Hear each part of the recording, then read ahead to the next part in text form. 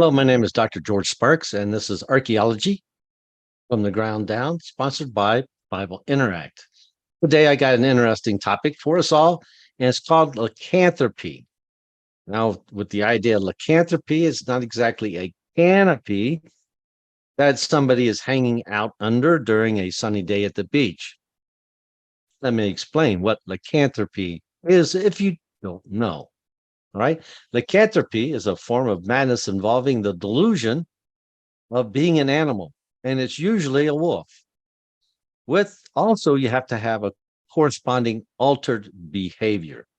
Some scholars believe that the transformation of a man into a wolf is a supernatural because design of just folklore or myth.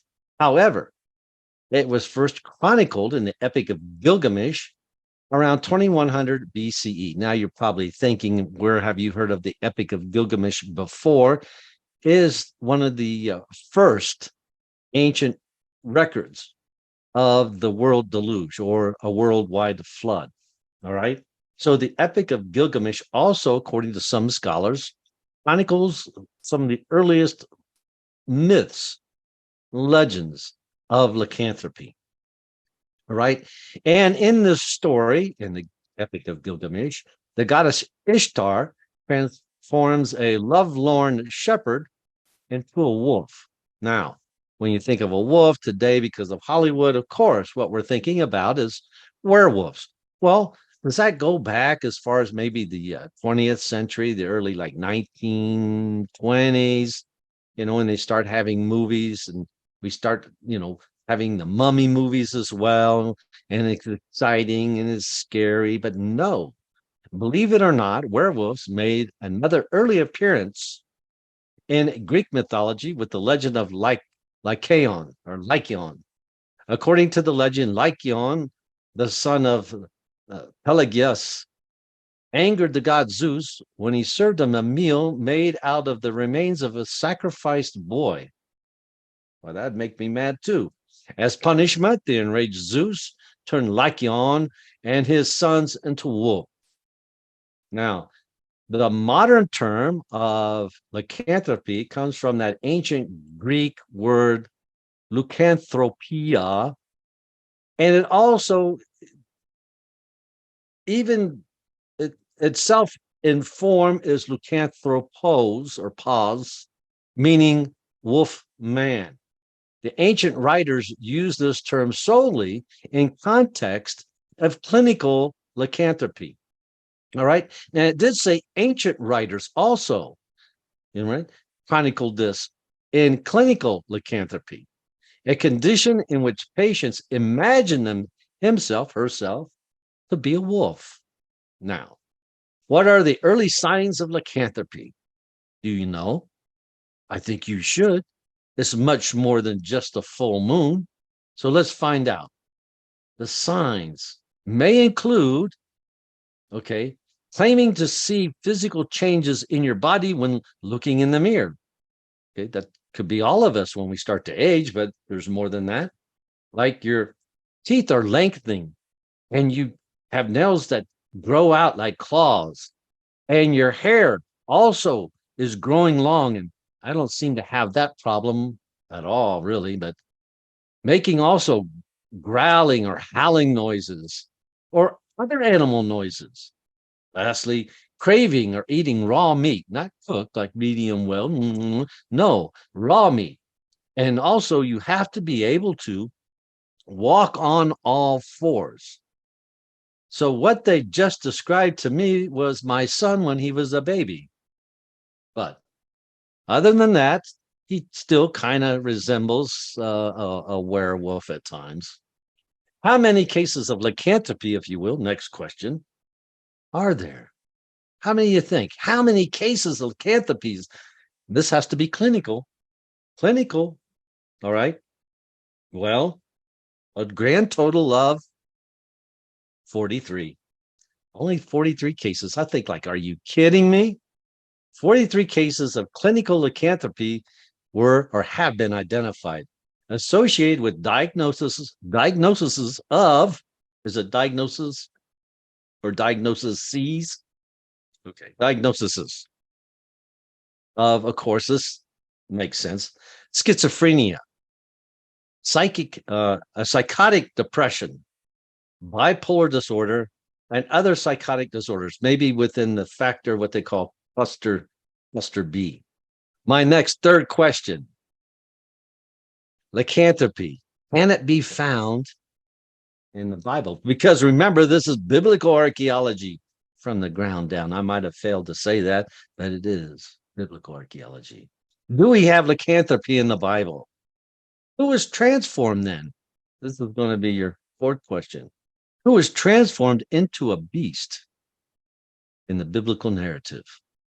A, King Solomon. B, Lot's wife. C, Pontius Pilate. B, one of Daniel's friends, Shadrach, Meshach, and Abednego, one of his friends.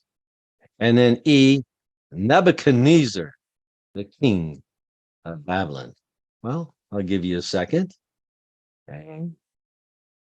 Don't cheat. Don't be Googling this if you don't know.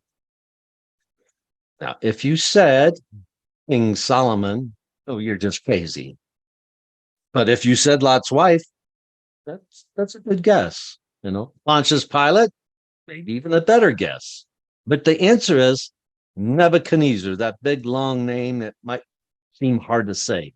Nebuchadnezzar, king of Babylon, was humbled by God for boasting about his achievements.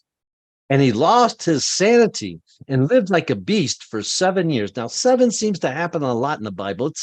It's just a number of years. It's kind of like 40 days and 40 nights. Is it just about 40? Or is there symbolism behind these numbers as well? I'm asking you a question. Maybe you want to make a comment. Let me know what you're thinking. According to Daniel chapter 4, when his sanity was later restored, he praised and honored God. This is Nebuchadnezzar. Now, where does this come from in the Bible? Well, it's from Daniel chapter 4, verse 25 to 35. Now, we're going to not read all these verses because I think you're possibly familiar with this. So, the 12th month after the dream, Nebuchadnezzar was walking on the roof of his palace in Babylon. While on the roof, the king said, "Look at Babylon. I built a great city. It is my palace. I built this great city by my power. I built this place to show how great I am." And the words were still in his mouth when a voice came from heaven. You know, maybe like a Sesame Mills film, like Moses. Okay, Nebuchadnezzar.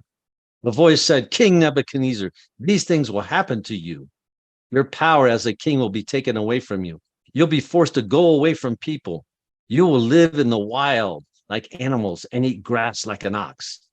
7, again, this must be the 7 years means, here it says seasons. 7 seasons will pass before you learn your lesson. Then you will learn that God Most High rules over human kingdoms and gives them to whoever he wants. These things happened immediately, and King Nebuchadnezzar was forced to go away from people.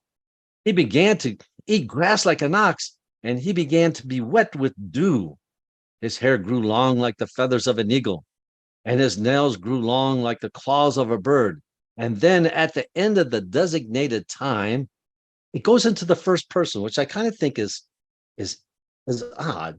But it says, and then at the end of time, it says, "I, Nebuchadnezzar, looked up towards heaven, and I saw in my right mind." I was in my right mind again. And then I gave praise to the God Most High. I gave him honor and I gave him glory, for he is king forever and ever. God rules forever. His kingdom continues in all generations. And that's the story of lycanthropy in the Bible. Now, if you want to, I'll add some pictures, of course. Let's hear your comments. What do you think? Was there really lycanthropy, physically lycanthropy? Do we take this literal, or is it clinical? Maybe King Nebuchadnezzar just had a nervous breakdown and fell out for a while. I don't know. What do you think? All right. My name is Dr. George Sparks. Let's have some answers. Let's hear what you have to say. Thanks for your time and have a great day.